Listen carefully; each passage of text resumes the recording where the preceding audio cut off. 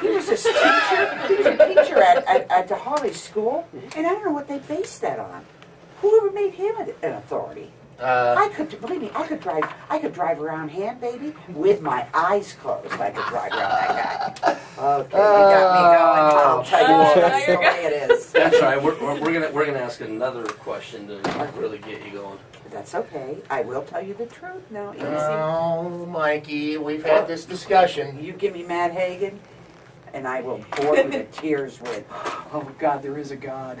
Oh my God, how could there be? Oh God, he's something. His wife sings in church, plays piano in church on Sunday. That'll give you an idea what kind of people these people are. Yeah, What are you doing over there, Steven? And he loves animals. He has the he has the goats, and he has the horses, and he has all the cattle.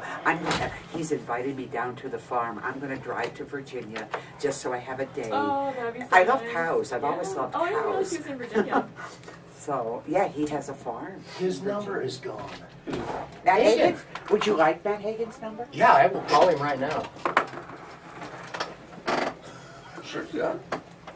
So about how long is this? Oh, I did bring 3 hours. I didn't Oh, awesome. bring my bring my telephone. So we're in it for the long haul. I didn't bring my telephone book. It could be 3 hours. It could be 3 hours for you guys. For me, it ends at 9 because see if maybe my son. You're gonna go back to bed? no, because I can't believe this. Rachel arranged for a Cub Scout tour at 9:30. Oh. Matt Corey, Matt Weaver, Matt. He's not in this. And then can we get this recorded so that we could like put it up on our website and stuff? Oh, perfect. Area code would be what? What would the area code be? I can't believe that. I'm so Virginia. frustrated. Give me the area code. It's priceless. See how much time and money you can If save. you Oh can. man, we gotta go. 570. Get on the air. There you go. Not really. I don't know what we're gonna do with that commercial. Dude, we can make all sorts of stuff up. Oh, come on. It would be 571. No, that's here. Yeah, no, that could be. No. 801 is here. Yeah, I have a Virginia number. And is it 571? But, well, it could be my number. Oh, yeah, well, it is your number. It is, okay. You able to get that hooked up? It might need batteries. See, I don't call Matt Hagen. I don't bug him. I don't bother. Yeah, I send him cards, like written cards. Did great this weekend. Oh, that's nice. I think emails and cold. Yeah. Text messages are cold. Oh man, I'll show you how much I What's that? I can try to find Shane while you. show you how much Let's not find Shane. It's not like he's hard to find. You've got. You I need to, carry it with me. you need to plug them right here. Area code for which state was it? A token of my appreciation for all the support in the good times and the bad. Hope you enjoy your flowers, Matt Hagen. How many people does Matt Hagen send flowers to? That's a try to kill for this. I really rooted for him last year and he won the championship.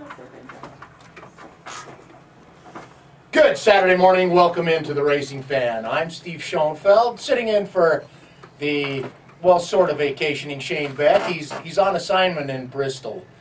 Yeah. How tough is that? It rained yesterday. What a shocker. Yeah, well. Co-hosting with me is the General Manager of Rocky Mountain Raceway, Mike Ames. Good morning, Mike. Good morning, sir. How are you? And I'm well. We are by far the least attractive things in the studio at this time. Really? So you have seen a mirror. And your Absolutely. eyes are working. Yes. Yes, perfect. My contacts are in. Perfect. I tell you, we've got a great show for you this morning. I'm nearly speechless that we have one of the absolute legends all time of drag racing, the first lady of drag racing, and in my opinion, the lady that opened the door for many of not just drag racing's gals that are racing today, but across the lines in NASCAR, whatever, wherever you want to look.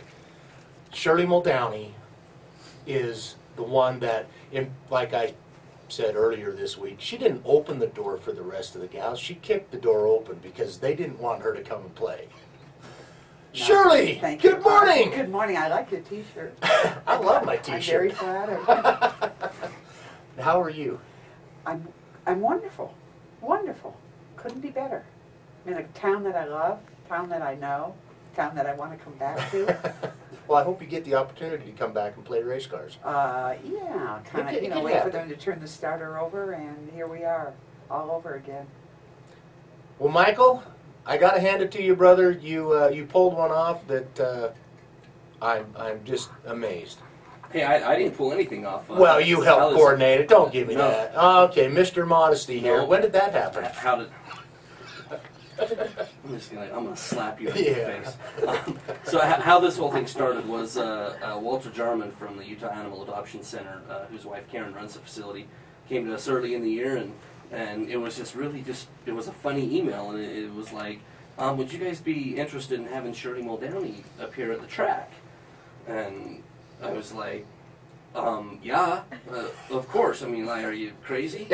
And he come out to the track and met, and he said it's kind of a long story how we know her and all this stuff, and he hit the right person because I love animals. I actually, for the most part, care more about animals than I do people because I could see that by the way you treat me. Yeah, but you deserve all that. But you like animals better than you like people. That's the way I say Animals, they really depend on us. It's not like they can go out and get a job and build a house and sustain life. They really depend on us. And so he came to us and said, hey, what do you think about doing this? And I says, oh, absolutely. You know what? Here, why don't we do a deal where the track will take care of the food and we do a private dinner and we can do this and this and this and this. And while he was sitting there looking at me like, are you really going to do all that stuff for us? And I was absolutely. So it kind of started from there, and it grew and grew, and hopefully this weekend will be a fantastic event. Well, he did send me a copy. I will admit to you, maybe you're not aware of this, but he did send me a copy of your email, and I read that email, and it touched my heart because you said, "Hey, you guys, you're lucky to get her," and I went, "Whoa." So that's true. And he also said, "I'd never met the man, but after talking to him for a few minutes, I knew we were with the right person." Well, thank you. I love animals, and I really hope this weekend goes off really, really well, and we raise a lot of money. Well, we better. Those of you that aren't aware, it's Utah Animal Adoption Center that's located out on 1955 North Redwood Road, and it's a no-kill animal shelter. And they have a fantastic facility, being able to go over there and check out just exactly what they do and the cat room and what they do with the dogs and how they have it set up. The dog runs aren't really traditionally like when you see in other animal shelters, and it really is a top-notch facility, and everything that we can do for them today is really good. So yeah, well, they're also going to have the silent auction, and I brought posters, my famous posters. We only make 100, excuse me, back that up, Shirley. We make 1,000 of a run, not 1,001 or 2. And we have a new poster every year. Well, I brought 2 with me.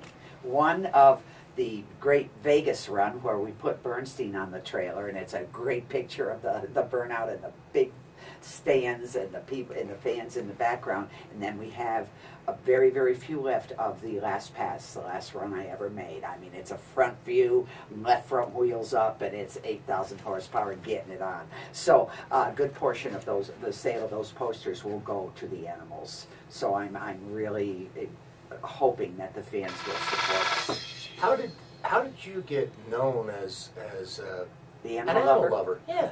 I have been an animal lover since a child. I the old story, hear it over and over again, but I grew up in the downtown gut part of Schenectady, New York, and as it turned out, I lived in a 4-story tenement house, and the first sign you saw when you walked through the door was no pets. I couldn't own a pet. So I lived for the bakery horse that pulled the wagon that would come over the top of the hill, and I loved this animal beyond words. And that's where it all started, and that was my exposure to animals until my folks put me up on a farm in upstate Vermont. and because they wanted to make sure they knew where I was all summer long, and that's where I was introduced to animals, cows, horses, sheep, animals of all kinds, and it just stayed with me, just the love of animals. And I have had dogs. My first dog, my own dog, I was 33 years old when I got that dog. A drag racer gave her to me. I got her in California, and 18 years later, I buried her in California. Then I had a little Italian Greyhound that was a adoption dog, and 15 years later, I had to put her to rest. So now I have 2 Chihuahuas, the Peanut, the Midnight. They're sisters, they're hellions, and I can't wait to get home to be with them. I'm going to maybe go racing next year, and I'm bringing the Chihuahuas with me. You know, then we were talking about Skippy and all that stuff. Skippy. And how many miles Skippy actually traveled with you throughout the years? A million and a half plus in that big rig. And sometimes it was just the dually, you know, a 4-seater dually with 4 people in it. And she would go California, L.A., Detroit, back and forth, and loved it. And the stories behind that little animal. And she was a mixed breed, but she was everything to me. And it kind of sounds kind of melodramatic, maybe. Can't tell you how many times that little dog saved me emotionally. She was my savior. You know what, when we were at dinner the other night, you told us a story about one particular famous drag racer that she really did not like. Hated Prudhomme. Prudhomme would walk over to my dually and look, peek in the window to see if, you know, was Shirley there, and Skippy would come out of that sleeper. You know, we used to have those sleepers that were on top of that 100 gallons of gas tank that was behind the back seat. And I thought we went from 50-gallon tank to an auxiliary 100-gallon tank. So I said to my son, but God, 100 gallons of gas? And Skippy's up there in the sleeper. That was her, it was her vantage point. She could watch everything that was going on and just survey everything at the races. I'm like, yeah, man, 100 gallons of gas? Oh, he'd say, oh, well, no big deal, just a bigger fire. That's all. But I can't tell you, I never had a leash on her. And she was the first original pit puppy. And then after that, everybody brought a dog to the races. Even Coletta had a dog at the races. So that was probably just out of spite. It was just what he couldn't beat me, so he had to try to copy me. You're probably right. It probably was just that. You know, I can do that too. Yeah, he fed his dog hamburgers. Well, I can't say. Skippy had a few fillets in her day too. So bring us up to today, and I know this can't be the first thing that you've done in this regard for helping animals. Locally, helping animals find homes. Well, locally, I do pretty much. I kind of concentrated the last several years on the animal abuse part of it. I watch what goes on over the internet in my area, and anytime they're bringing someone up in front of the judge because they didn't pay attention and take care of their animals, or there was some abuse involved, I make it my point. Dress up really nice, show up in court. I can't make a difference other than I describe it as sit back at a real good spot where the defendant can see me, and I just shower them with the dreaded death look. So don't let me get you outside the confines of this courthouse. But that's pretty much it. And I have nothing against walking on somebody's property and making sure their horse water troughs are. I will turn a hose on, but I'll go down to a Tractor Supply and I'll buy bales of hay, and all of my donation dollars do go to the animal concerns. You know, you pay to you support one, and then you get 99 more the next week. So I have to, piecemeal it out. But that's really on a local level the best I can do. But I have saved a few little friends, and I have a menagerie that I have somehow acquired, and 3 feral cats I've had for 10 years. You know, then tonight you'll be out at Rocky Mountain Raceways for our Nitro Madness event. We'll be doing a private dinner that starts about 4 o'clock in the afternoon and runs till about 6. We got a whole bunch of silent auction items on there. And one of the things that I know is going to be on the silent auction is the opportunity for one of our local race fans tonight to stand on the starting line between a couple of nostalgia nitro funny cars right. and hold on to the starter switch and actually flip the switch to send them on our way. So that's not a chance that everybody gets to get, so hopefully that'll be a... I've never even done that. Oh, well, hey, there you go. And I had a ringside seat for years. Wow, well, maybe I could buy that from him and get him to donate the money back to the animals. So they, lot of great silent auction items on the deal tonight. Then, you know, we're going to do a pass the helmet thing through the grandstands with our local racers and our fine patrons that come to our facility. So hopefully we can raise lots of money tonight for the Utah Animal Adoption Center. And I'm going to hopefully get maybe 3 seconds. I'm not a fast reader, but I want to be able to read a pet's 10 commandments. Yeah. I don't know if everyone has ever heard this, but it's beautifully written and it's right to the letter. And I hope I get a chance to share that with the fans. I'm very inspired. You know, we'll have you down on the starting line during opening ceremonies, and you will allow me to do that. Absolutely. Thank you. We don't even need a reason. We don't even need a reason. Very cool. You know, the one thing that I want to, well, there's like 5 or 6 different questions that I wanted to ask you. One thing specifically, this is just something that drives me absolutely insane, is that all of your accomplishments that you have that open the door for, and I think the NHRA is fantastic in regards to both gender and race and how many, just all the diversity that's involved with people who win races. Mm-hmm. And Danica Patrick makes a move into NASCAR, and she can't spit without getting 14. It just drives me nuts. What can the NHRA do? I mean, you really have to toot your own horn and say, hey, wait a minute. Yeah, okay, they have a woman that races who's remotely competitive every once in a great while. We have countless women who've won national events and world championships, and it just seems like they don't get the same. I mean, even last week there was 3 women that won the national event up in Seattle.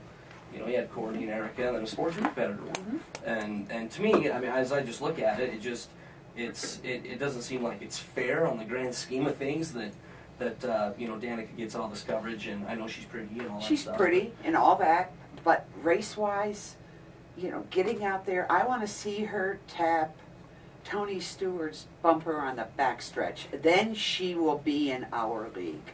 And I'm not going to put her down, but what I have seen from where I sit, my vantage point, and I think I'm pretty good at knowing what I'm looking at, she hasn't hit her backside with both hands yet. And that's what she needs to do. Go out there and win a race. She did win in Tokyo. I give her a lot of credit. But I set a record in Tokyo, Japan in 1993, and that both ends of that record, both ET and mile an hour, still stands. But, you know, I'm not taking away from her win, but she did go by Elio, if I say it right, Penske's driver. Well, he let her go by him because he thought she was a lap down.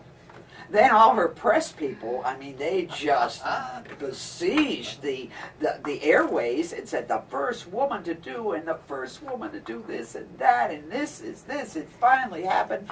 And I sat back and I didn't have to say a word. Even the chat room boneheads that hate me, the Garlitz fans, they jumped in the mix and said, hey, wait a minute. We got a lady that won world championships decades ago. And Michael Andretti, who is oozing with class, he wrote me a letter of apology. And his PR people and publicists got a little carried away. But of course, Danica, in all her beauty and glory, is just not the type of lady that will admit or even want to acknowledge that the drag racing ladies, the winning drag racing ladies, exist. She's very selfish in her own right. So, you know, that's something that she will, she's going to have to deal with.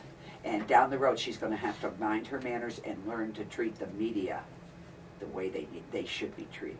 So that is from the heart. I'm going to tell you what I really see, and she better start winning some races. Hey, by the way, I don't know if she finished 9th last night, and that was. But like she also wrecked 8 cars in the last 7 weeks. And that was like the lead on SportsCenter last night. Was Danica finished 9th?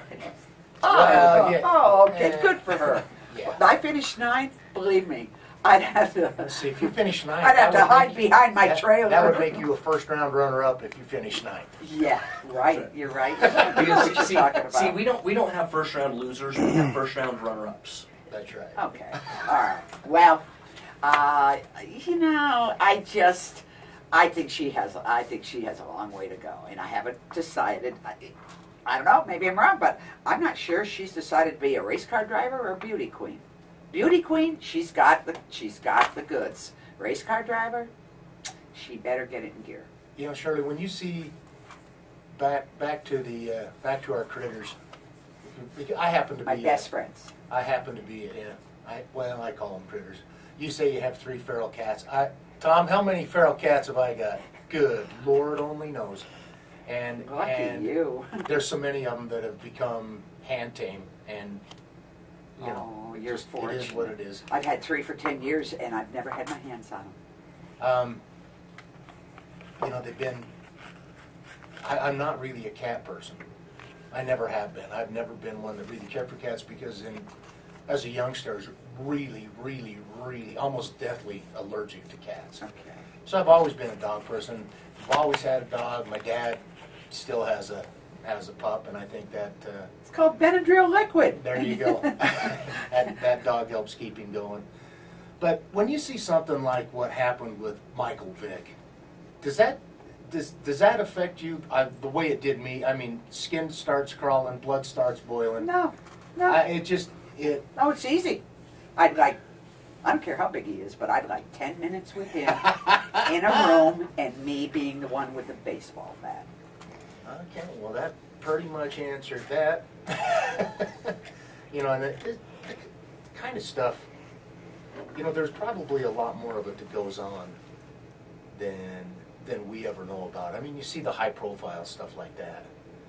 But do you follow that, or are you on the other side where you focus more on helping place the pets? I've been more into chasing down the abusers. I believe that the laws are horribly easy and should be changed. There should be maximum consequences for these people that abuse these animals. And domestic animals need us more than it's just amazing to me how people can be so short-sighted when it comes to taking care of their own pets. So I have concentrated on that end of it somewhat, but now being able to be a part of placing an animal into a loving home is the most rewarding thing for me. I'm going to kind of stay with that pretty much because I get more out of it. As far as the animal abuse thing, the laws aren't stiff enough, and you're fighting with the courts all the time. But there are, you know, and I'm not, you know, if I was 6'4", 275, I could probably get a lot more done. But I'm just a little girl, and my son keeps saying, "Mom, you can't save the world. Stop." But there's signs all over my property. I have 7 acres, you know. No fishing, no hunting, no anything, no trespassing, or get shot. That's written on the sign. It's right on my front gate as you walk in. This, or get shot. So you know, you don't have to question yourself. The signs are more for their protection than yours. Yes, yeah. I'm hard nosed when it comes to an animal. My animals, any animal. I must admit to you, I would risk my life for my animals. You know, just save them. Neighbors across the street rescued a German Shepherd, and from a rescue shelter.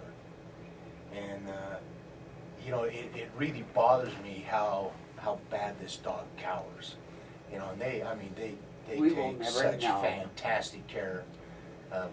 His name's Kaiser, and they take such fantastic care of this dog.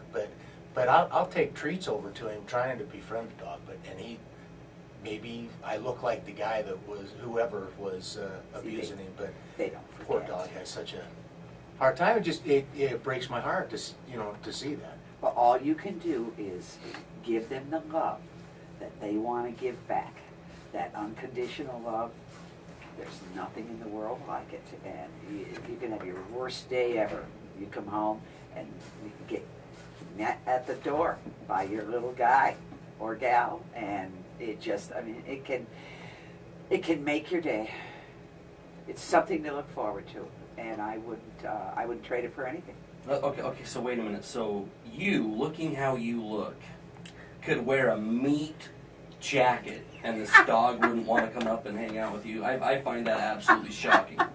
A meat jacket. Okay. You know, the crazy part about this is, Deems, is you know, I knew Shane was going back to Bristol, going to the races there, and I says, you know, I'll see if Mike will come. And, really? I did this to myself? A meat jacket? A meat jacket. Yes. That's... Well, I had my Skippy. That's cold. That got big and fat during the 70s, and she started to put on some weight, and I was housing out of Ed Peak Racing Engines there in South, you know, in Van Nuys. So I took her to the local vet, who turned out to be a vet for many, many years. We became friends. And he looked at the dog, and he checked her all over, and he said, "What do you feed this dog?" Whatever she wants. Well, you know, bacon in the morning, a little scrambled egg. You know, I'll give her my half a fillet. She likes lobster, and this and that. And I went through the full menu. She likes lobster? And he didn't. Yeah, he didn't say anything. He's still checking her over with the stethoscope or whatever it's called. And I said, "Well, doctor, what do you think? What do you think?" And he came back. It was real simple. He said, "I wish I was the dog." So my girls and boys, they've been a little bit spoiled, but I don't even like that word. There's no such thing as a spoiled pet to me. No such I thing. can understand that. If you saw my dog, you'd understand that too. I feel the same way. Yeah, well, I scaled her menu down.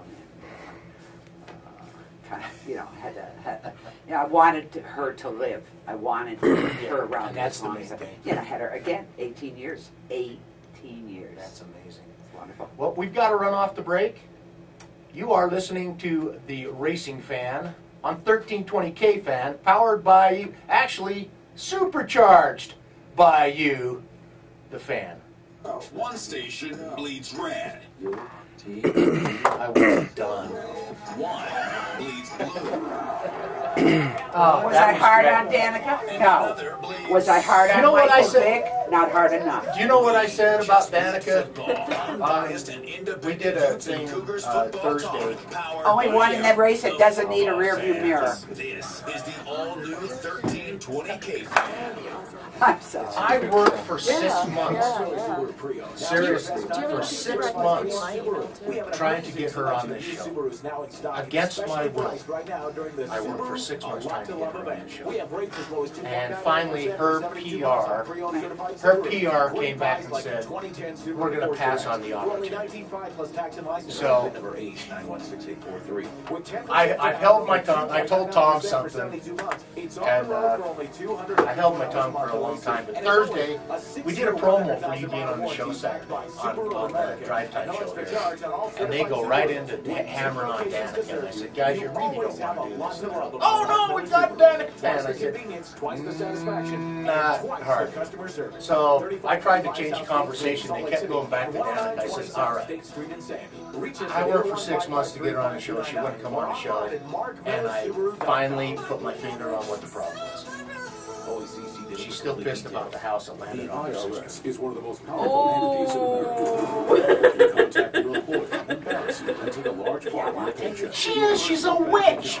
She's a snot. Here's what she did to a medium man at Indy. Or have unfiled tax The returns. first year. Ameristar Tax Centers has a Came up special behind free her and consultation doing just for qualifying, you. whatever, and came, Danica. Danica, Know how to get you she maximum spun results. around like Ameristar a tax dime. professionals are She licensed took to her represent hand, you before the IRS. We'll made her contact the spread, IRS immediately and for she you. went Stop the collection right activity in his and get you face, and instant she help went, to relieve you from the "No." Our customer service record is He on was that, in a and you very appreciate bona our fide, low fees. qualified, We guarantee not to charge you top-notch unless writer we can from help, and Indianapolis. You'll discover your tax relief options on the She did it in first front free of call. other Call he 800 was stunned. He 483-4189. said, "I will 800 never 483 interview her 4189. ever Don't wait. again." Call 800 And he was 4189. 800 totally embarrassed. 4189. Of And course, she yeah. touched his face with her hand and went, "No."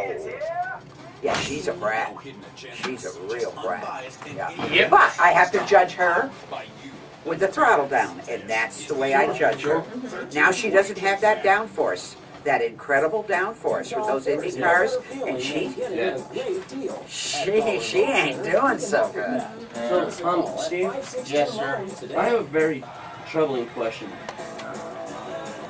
I don't want to know. I don't want you to ask it. What? It is so hard to get a loan at I want to know, why is there a set of jumper cables hanging around? You know what? That's making me feel real comfortable in here. I'm thinking that's awesome. I mean, is that like when you're naughty, they like hook those up to your earlobes? And... Could be. Alright, what are we doing next? Next segment, we're going to talk to the tracks of shootout. Okay. If you have one, we can process your entire loan online. Spencer Matthews gonna Right win. into your account. Going to win one. Oh, Or stop by Spencer. one of our convenient locations. We caught, you know my name for him is? Buttercup.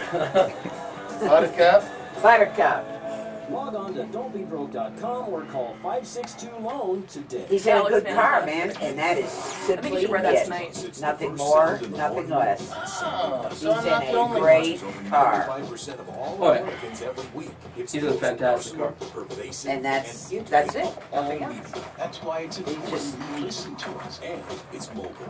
luckiest, Radio reaches people one of the luckiest guys out there. As a Yep. local Take Matt merchant, Hagen and put him in that car, what do you think's gonna happen? qualities that advertising Just as good, if not In a couple better. minutes, you can ask him. Your visit is today. Oh, you got his number? My name is Daniel Paris. Tolerate.com. I'm a local mortgage lender specializing in So excited. 90%. Yeah. You're giving me goosebumps. And his wife is To learn more about how advertising with gorgeous, can help gorgeous, call Chad. beautiful. 801-493-8693. His father, you can't find a nicer man Yeah, he seems like than he's a really his nice dad. guy. Based on your needs and budget. I've never had a hero in drag racing. Not really, until this guy came along. And you know what really prompted it? something. Is what Tasca did to him the previous year. Fan Radio, brought to you by Beehive Bail It was Are you down, back on here? it was down to one run for the world championship, and Bob Tasca screwed around with him on the starting line. Shirley. You got any Steve? Matt's on hold.